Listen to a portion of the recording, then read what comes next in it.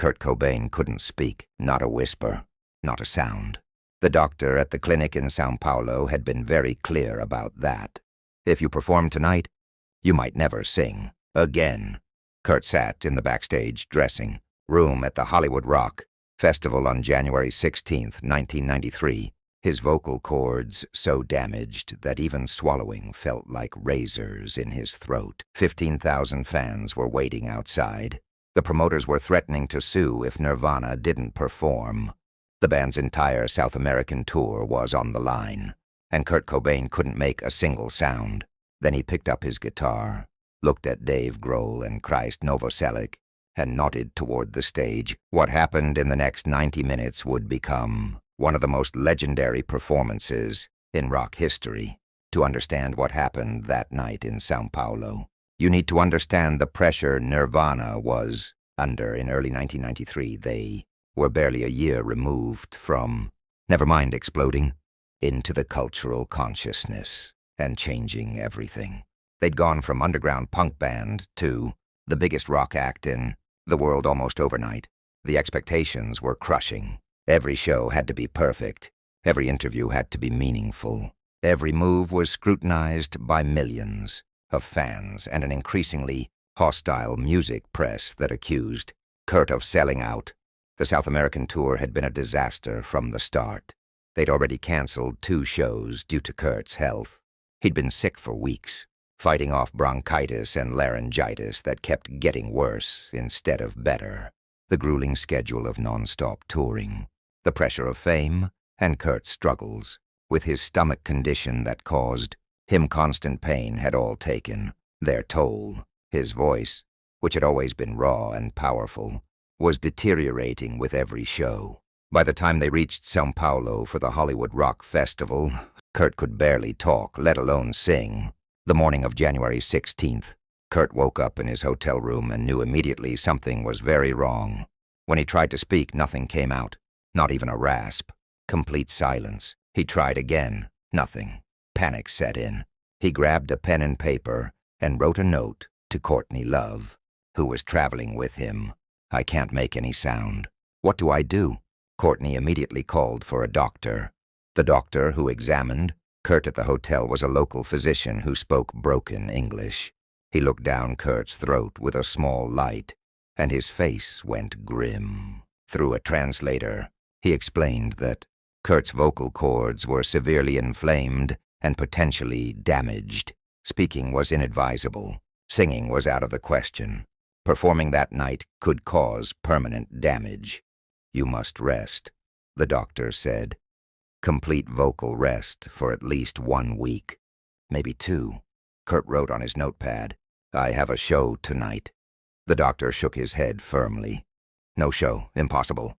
But impossible wasn't a word that meant much in the world of major rock tours.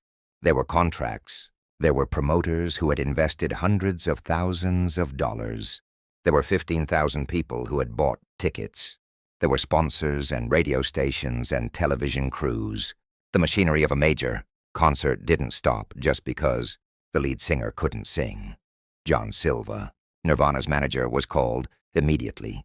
He arrived at Kurt's hotel room within the hour and received the news with visible distress. "Kurt, if the doctor says you can't perform, you can't perform," Silva said, though his voice carried the weight of someone who knew how complicated this was going to be. "We'll have to cancel." Kurt shook his head violently and wrote on his pad, "Can't cancel. Already canceled 2 shows. They'll sue us. They'll say we're unprofessional." Silva read the note and sighed. "Kurt, your voice is more important than 1 show. If you damage it permanently, that's the end of your career." Kurt wrote again, his handwriting getting more aggressive. "It's not about the career. It's about the fans who paid money and traveled to see us. I won't let them down." Silva looked at the determination in Kurt's eyes and knew this argument was already lost. He'd been managing Nirvana long enough to recognize when Kurt had made up his mind about something. "Okay," Silva said, "but we need to figure out how you're going to perform when you literally can't make a sound." That afternoon, an emergency band meeting was called in Kurt's hotel room. Dave Grohl and Chris Novoselic sat on the couch while Kurt sat cross-legged on the floor, his notepad in hand. Silva stood by the window, arms crossed, looking like a man watching a slow-motion car crash he couldn't prevent. "So here's the situation," Silva began. "Kurt can't speak or sing. The doctor says performing tonight could permanently damage his voice. But Kurt wants to do the show anyway, which means we need to figure out how to make this work." Dave spoke up first. "Could we do an instrumental set? Just play the music without vocals?" Kurt shook his head and wrote. People came to hear the songs, not just guitar solos. Chris leaned forward. "What if we brought someone else to sing? Like a guest vocalist?" Kurt's response was immediate and emphatic on his notepad. "Nobody else sings Nirvana songs but me." The room fell silent. Everyone understood the impossibility of the situation. Nirvana without Kurt's voice wasn't really Nirvana. But Kurt without a voice couldn't perform. Then Dave had an idea. "What if you don't try to sing at full volume? What if you just do whatever your voice can handle, and we'll adjust everything else around it? Turn your mic way up. Have the crowd sing along more. Make it collaborative instead of just you carrying everything." Kurt looked up at Dave and nodded slowly. He wrote, "I can try, but I don't know what will come out." Chris added, "We could also change the set list. Skip the songs that require the most vocal power. Focus on the ones where you can get away with singing softer." Silva interrupted, "I need to be very clear about something. If Kurt goes out there and tries to perform and his voice gives out completely in front of 15,000 people, that's going to be a disaster. The press will destroy you. They'll say you're unreliable, that you can't handle the pressure. It could seriously damage the band's reputation." Kurt wrote something on his notepad and held it up. The message was simple. "I don't care about reputation. I care about the music and the fans." They spent the next 2 hours working out a plan. They revised the set list, removing the most vocally demanding songs. They arranged for Kurt's microphone to be amplified more than usual. They decided that if Kurt's voice completely failed during the performance, Dove would come to the front of the stage and explain the situation to the crowd. It was a risk, but it was the best they could do under the circumstances. As the afternoon wore on, Kurt remained silent, saving whatever voice he might have left for the performance. At 6 p.m., they arrived at the venue. The Hollywood Rock Festival was being held at a large, outdoor space in São Paulo. The stage was massive, built for stadium acts. The crowd was already streaming in, excited and energetic. Backstage, the atmosphere was tense. The opening acts performed their sets. The promoters paced nervously, having been informed about Kurt's condition. The crew prepared the stage with special attention to Kurt's microphone setup, and Kurt sat alone in the dressing room, meditating, trying to calm his mind and prepare for what was about to be either a triumph or a complete catastrophe. Dave came into the dressing room an hour before showtime. Kurt was sitting with his guitar, playing softly, testing his ability to at least speak the lyrics even if he couldn't sing them. Dave sat down next to him. "You know you don't have to do this, right? We can still cancel. Take the heat. Come back when you're healthy." Kurt shook his head and wrote on his ever-present notepad, "Remember why we started playing music. Not for money or fame. For the connection with people who feel like we do. Those people are out there right now. I have to try." At 8:30 p.m., the stage manager gave them the 5-minute warning. Kurt stood up, slung his guitar over his shoulder, and looked at Dave and Crest. He put his hands together in a prayer gesture and mouthed the words, "Thank you." Then they walked toward the stage entrance. The roar of the crowd was deafening, even from backstage. 15,000 voices chanting, "Nirvana! Nirvana! Nirvana!" The sound technician did one final check on Kurt's microphone. The lights on the stage dimmed, and then they walked out into the lights. The crowd erupted. The noise was overwhelming, a wall of sound that hit them like a physical force. Kurt walked to the center microphone and looked out at the sea of faces.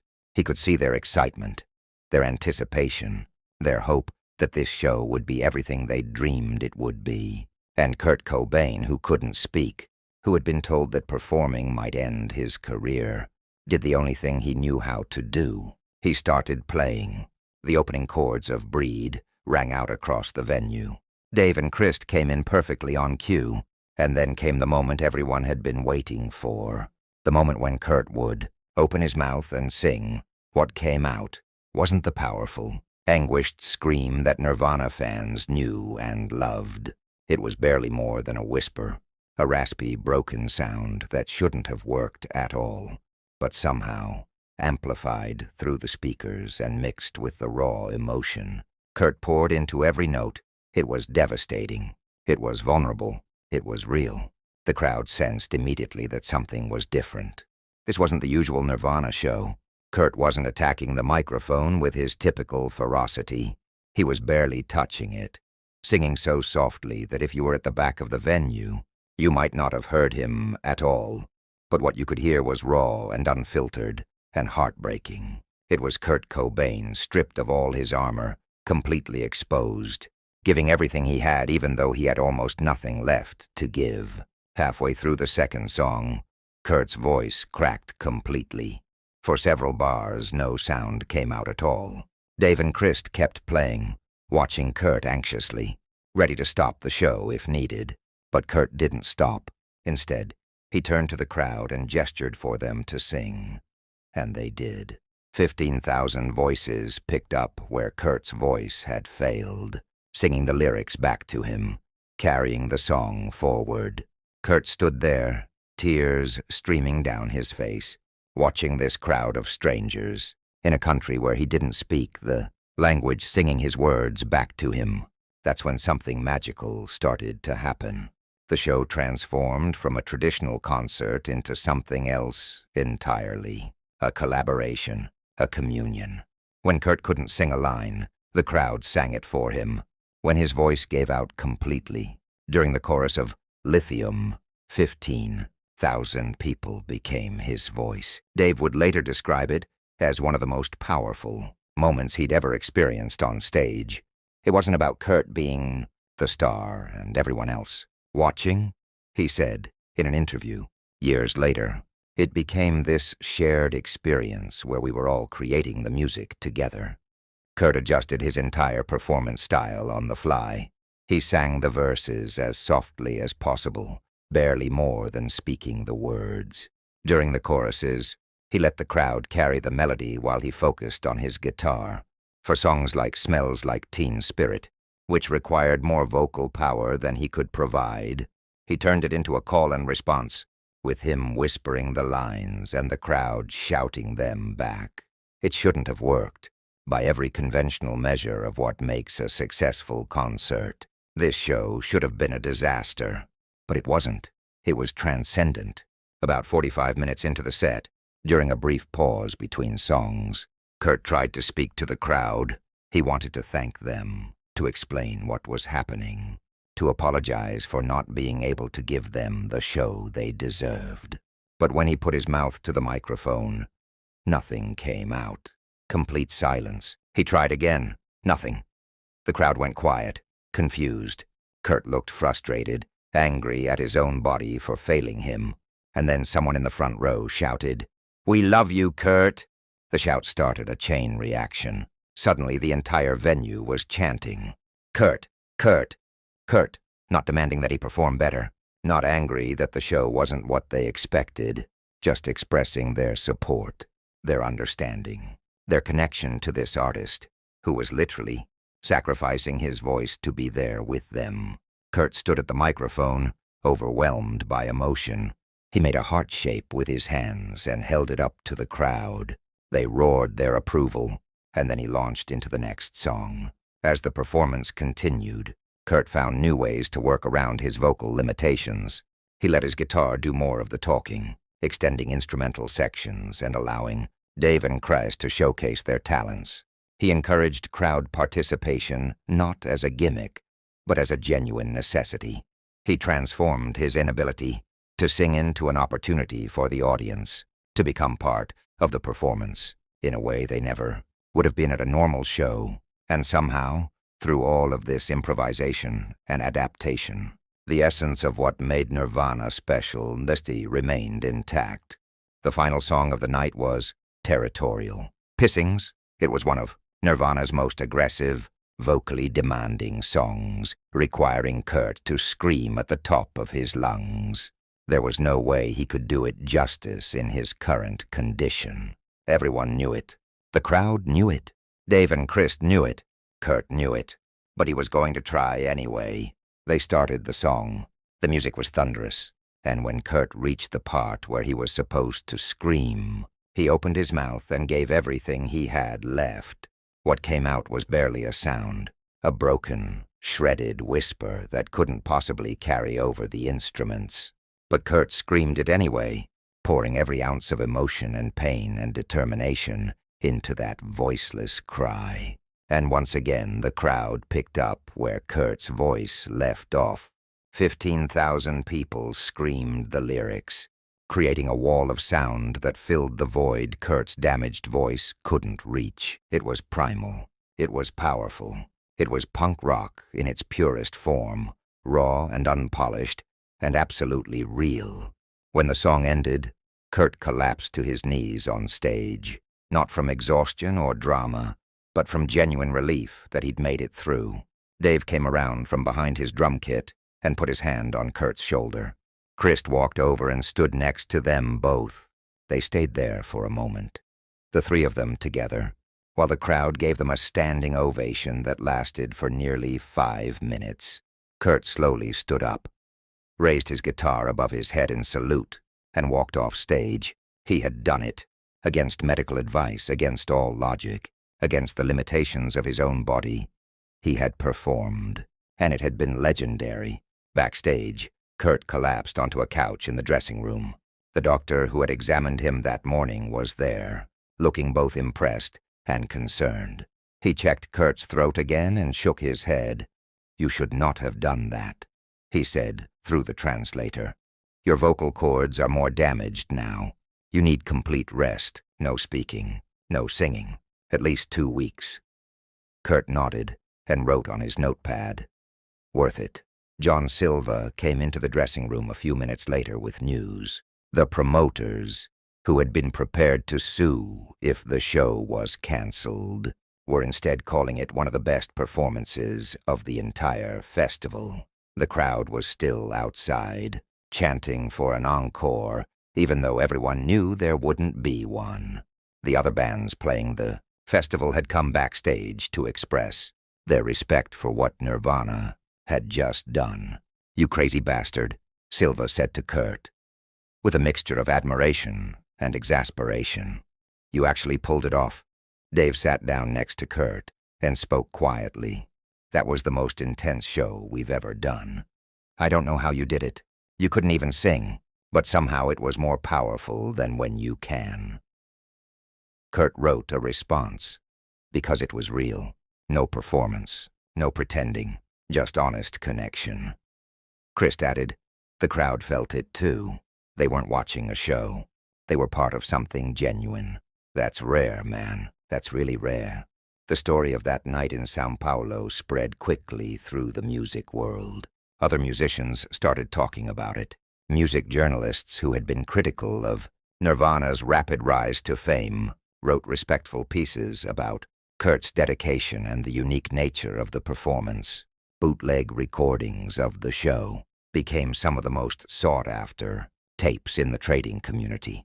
And for the fans who had been there that night, it became a defining moment in their relationship with music. They'd witnessed something unrepeatable, a convergence of circumstance and determination that created something magical. But the story didn't end there. What happened that night in São Paulo changed something fundamental about how Kurt approached performing. He'd always struggled with the balance between artistic integrity and commercial success, between staying true to punk rock ideals and being the frontman of the biggest band in the world. That night, he found an answer. The answer was complete honesty, complete vulnerability when you stripped away all the pretense and just connected human to human, artist to audience. That's when music became what it was supposed to be. In the weeks following the São Paulo show, Kurt followed the doctor's orders and rested his voice. The remaining South American tour dates were canceled, much to the frustration of promoters, but with the understanding of fans who had heard what happened.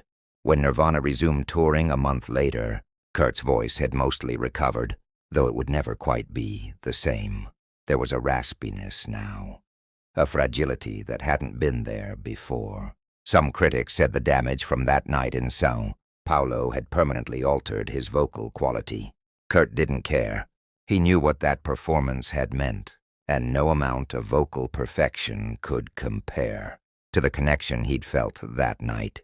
Years later, Dave Grohl reflected on the São Paulo show in an interview for a documentary about Nirvana. "People always ask what my favorite Nirvana show was," Dave said. "And it's not the big ones. It's not Reading or MTV Unplugged, as amazing as those were. It's São Paulo in 1993, the show where Kurt couldn't sing. Because that night, I saw what it really means to be dedicated to your art and your audience." Kurt was willing to risk everything, including his career, just to not let those fans down. That's the kind of artist he was. That's why people connected with him so deeply. Chris Novoselic had similar memories. "That show taught me that sometimes your limitations can become your strengths if you're willing to be vulnerable enough." Kurt couldn't sing, so he let the crowd become his voice. He couldn't power through like he usually did, so he found new ways to connect. It was beautiful, man. It was what music is supposed to be about. Not perfection, connection. The fans who were there that night never forgot it. In online forums and fan communities that sprung up in later years, the São Paulo show became legendary. People who had been in that crowd would describe the experience with a reverence usually reserved for religious experiences. They talked about the moment when they realized Kurt couldn't sing, and instead of being disappointed, they felt privileged to be part of something so raw, sad, and real.